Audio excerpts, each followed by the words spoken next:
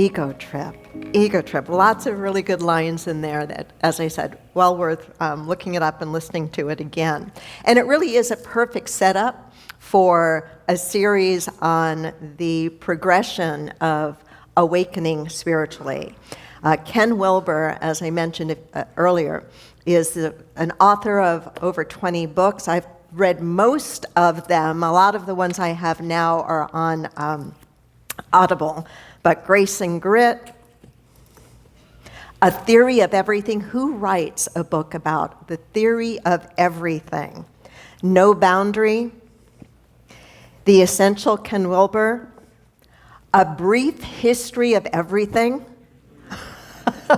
Just to give you kind of a feel for him. He is an American philosopher. He is a spiritual teacher. He, in his writings and in his teachings, he attempts to bring together insights from psychology, from spirituality, from philosophy, and from science. And one of his more recent works is around this idea of integral spirituality. And one of the reasons I think he has taken this on, the idea of integral spirituality, is perhaps in response to what he has seen is going on in the religious world. How religion is being used in a way that can be very harmful to people and very harmful to cultures. And yet, the founders of most all of the world's religions were not trying to set up a monument to themselves and a set of rigid practices, but instead had experienced something of a profound spiritual nature themselves, an understanding of the divine, an understanding of that presence or power, and were attempting to share that with others in a hope to bring about good, in the hope to alleviate some suffering, in a hope to give some good into the world. And instead of saying, look at me in an egotistical sort of way or building a monument to themselves, they were trying to point a path to growing, to point a path to connecting with this power, with this presence, so that we could be transformed. It's really about the raising of consciousness. And so Ken Wilber's work in integral spirituality, I believe, is really an attempt to help us understand what the spiritual journey is all about, that it is, to use his terms, all quadrants. It affects all areas of our life experience.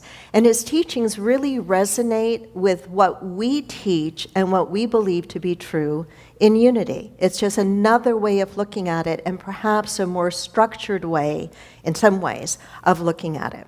So his model gives us a roadmap, and it includes these four basic elements. We'll be looking at the first one today. The element of waking up, of achieving higher states of consciousness, of raising one's consciousness.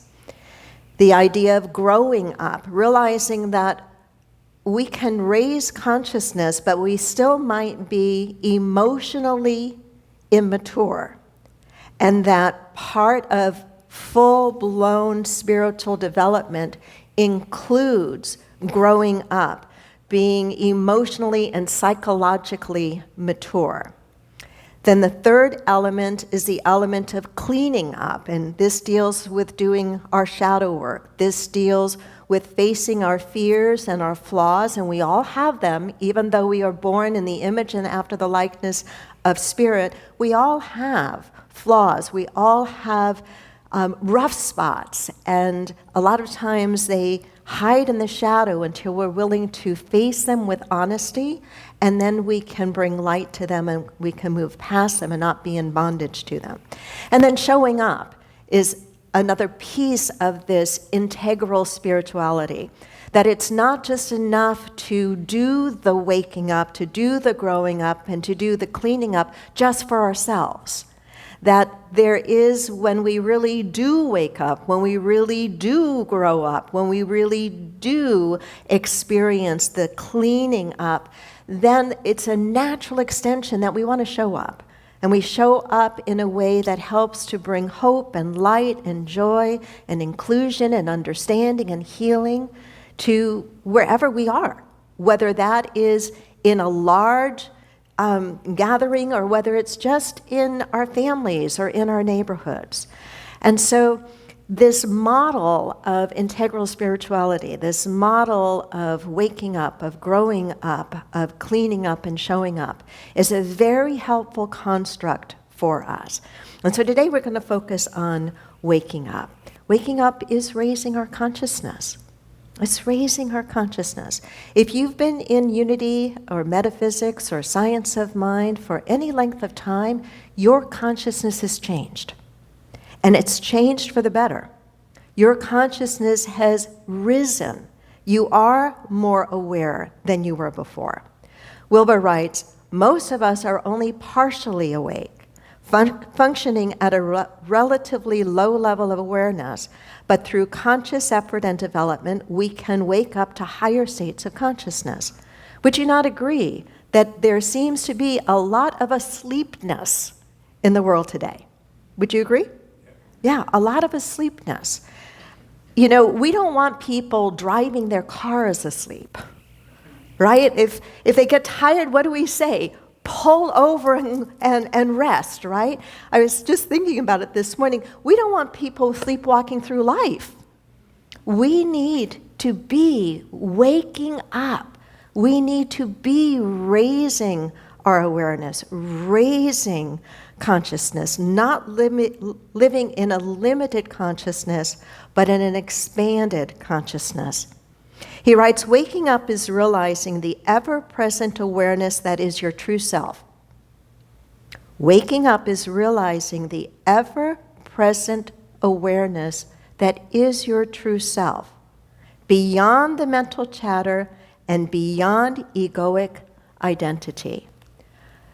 Most people are operating at a very basic level of consciousness, just dealing with the nitty-gritty of life, dealing very much just in what they can see, what they can touch, what they can smell, what they can physically experience, not realizing that while that is all part of life, it is not the totality. There are other levels of awareness, other levels of consciousness.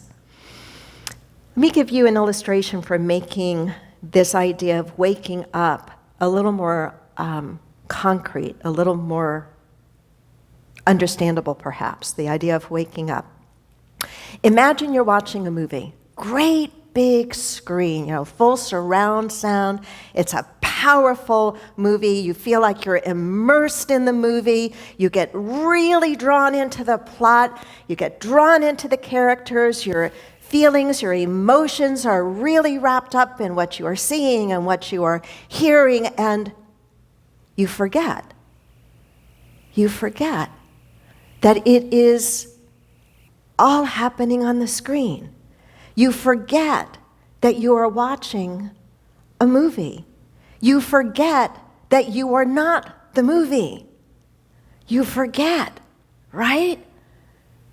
Waking up is like stepping back to remember that you are the one who is watching the movie. You are not all of this stuff. You are the one who is watching it. Does that make sense? You are the one who is watching it. When we can do that, when we can step back from the drama of our own lives, when we can step back, we give ourselves a little bit of distance in such a way that then we are better able to deal with what is happening out there. But if we think we are exclusively and only what is happening out there, we will be in bondage to it. We will be giving up our true spiritual power and freedom. Waking up is like stepping back to remember that you are the one watching the film. The movie is still happening. Whatever's going on in your life is still happening. Have you noticed that even after the best meditation you've had, when you wake up, your life is still happening, right? You still have bills to pay, the laundry might need to be done, the washing machine's gone out, whatever it is, it's still happening. It's still happening, but you're not lost in it. You're not lost in it because you're able to step back. You can see the whole thing, but you're not identifying with it in such a way that it becomes your sole way of seeing who you are or identifying with who you are. It's a shift from being identified with the story to being aware of the larger reality. Take that in for a moment. It's a shift from being identified with the story, that's our ego, being identified with the story, to being aware of the larger reality, our true self. A more poetic way of saying it, I think, is the way Thich Nhat Hanh said it when he was speaking of enlightenment. Enlightenment is when a wave realizes it's the ocean. When a wave realizes it's the ocean. You've had these moments, I bet, where you are aware of the drama that's going on in your life or going on in your world, going on in the country, going on in the family, going on at work. You're aware of the drama. You're not denying it, but you're not in bondage to it. You haven't totally identified with it. You're able to see the larger picture. And in seeing the larger picture, you don't get hooked in.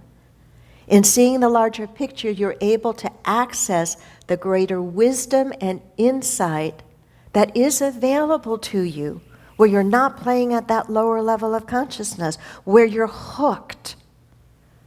Where you're hooked. Wilber writes, awakening is not a one-time event, but a process of continually transcending the narrow confines of the ego and realizing your oneness with all of life. Awakening is not a one-time event. Not a one-time event. It's a process of continually transcending the narrow confines of the ego and realizing your oneness with all of life. Imagine a lake, a beautiful lake.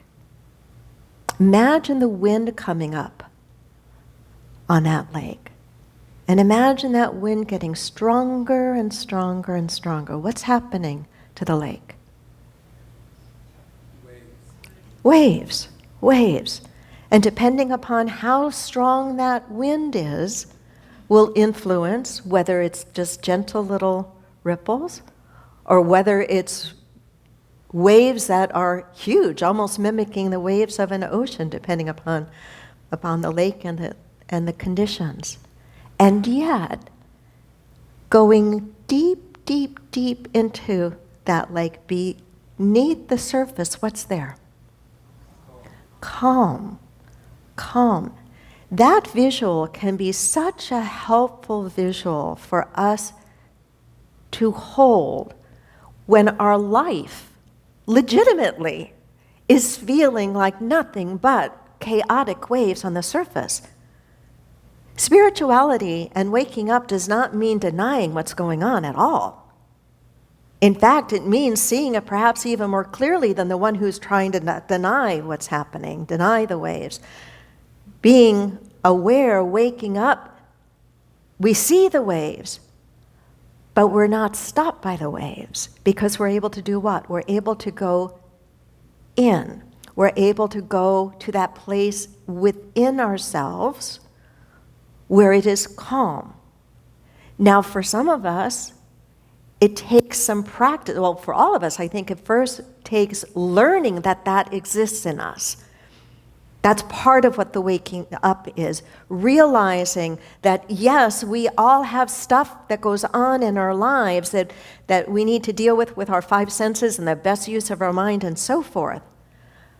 But somewhere along the line of spiritual growth, we learn that there is something more than that at the same time that is true, what is also true is there are other dimensions of us. And beneath all of that chaos, no matter what the chaos is or how severe it is, there is still a calmness that we can access. And so first is the being taught that that is so, and then having some practices to help experience that. Because once we have experienced it, and Wilber writes about this in lots of his different books, once we have a taste of it, then we're able to go back to it a little bit more easily. And this is where the practice of meditation or mindfulness becomes so very important, because it is the attempt of the journey beneath the surface of the mind, the craziness of the chaos of life at times, to touching that still, quiet place within. And the value of that, of waking up to that realization, is in that sense of peacefulness, we are far better equipped to deal with whatever is happening at the surface. Does that make sense? Does that make sense? So waking up is, to me, includes unhooking from the waves and the turmoil and the chaos of life, not over-identifying with it. It's, again, as Wilber reminds us, it's not a one-time event, not a one-time event. And here's where we can draw a bit of a contrast between Wilber's teaching, Unity's teaching, and what many of us are familiar with in more traditional Christianity. Most people who come into Unity don't just come into Unity cold. We've come into Unity from somewhere else. And for many people, that somewhere else is some form of Christianity. It's still, by and large, in Unity, former Catholics, or as Catholics like to tell me, recovering Catholics. I'm a former Lutheran. But so most people come from some form of mainline Christianity. Not all, but many do. And in a lot of traditional Christian practice, it's focused on kind of a one-time event, and that one-time event being salvation. That we are saved when we do what? Accept Jesus as our Savior, the one and only Lord and Savior, and we are then born again. And then we have secured our place where? In heaven. And anybody who hasn't done those things, those one-time events, well, we won't go there. Right? That's not what waking up is. Waking up is not a one-time event. There will be times in your life that you will be far more awake than other times.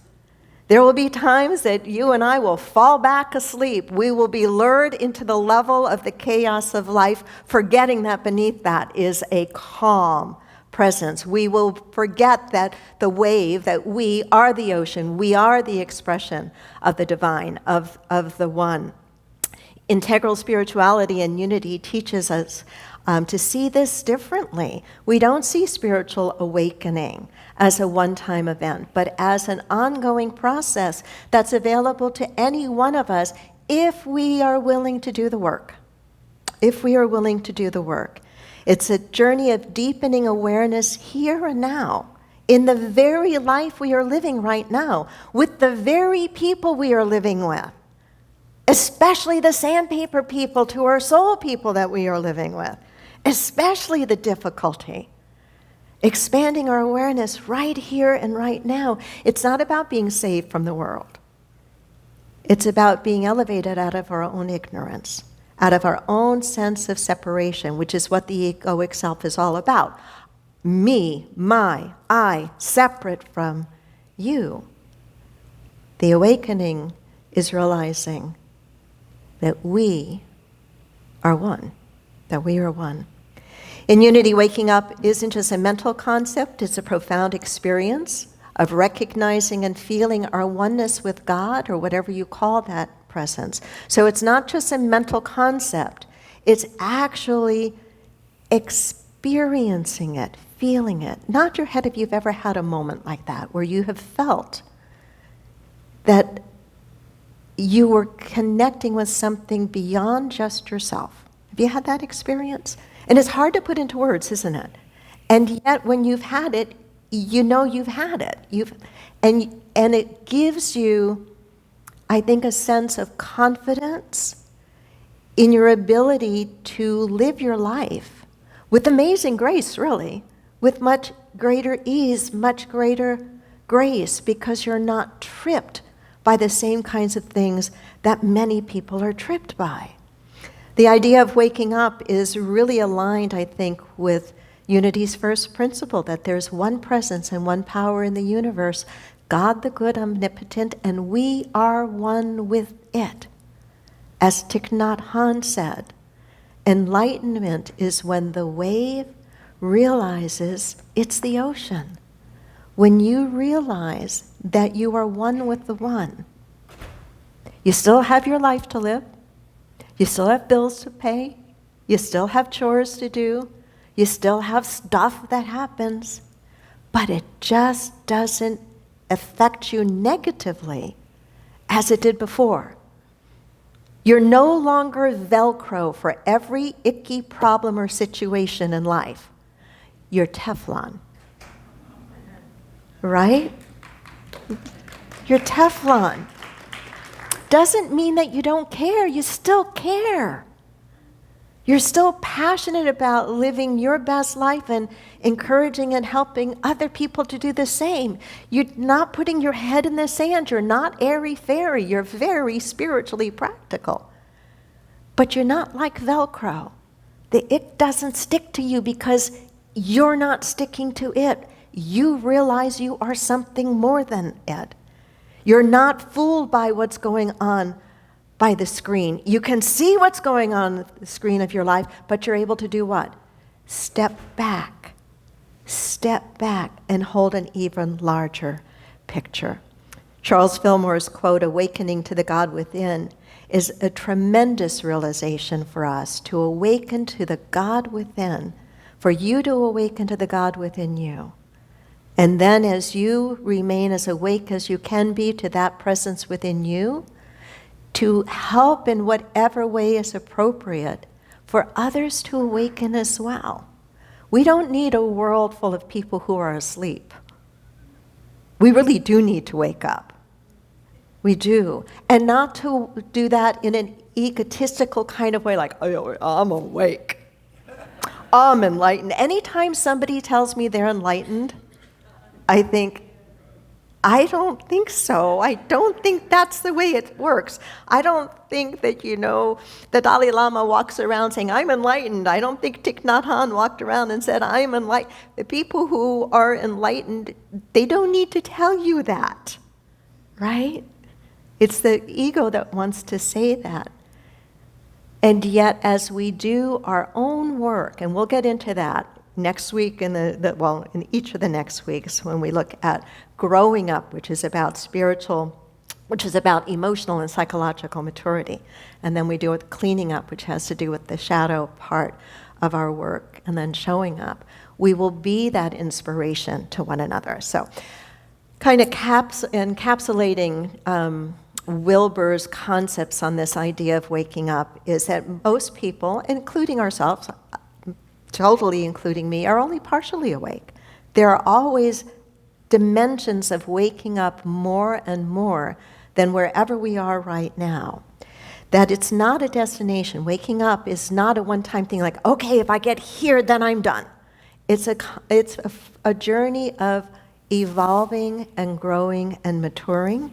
And it's the realization of the ever-present awareness of the more that you are in this moment.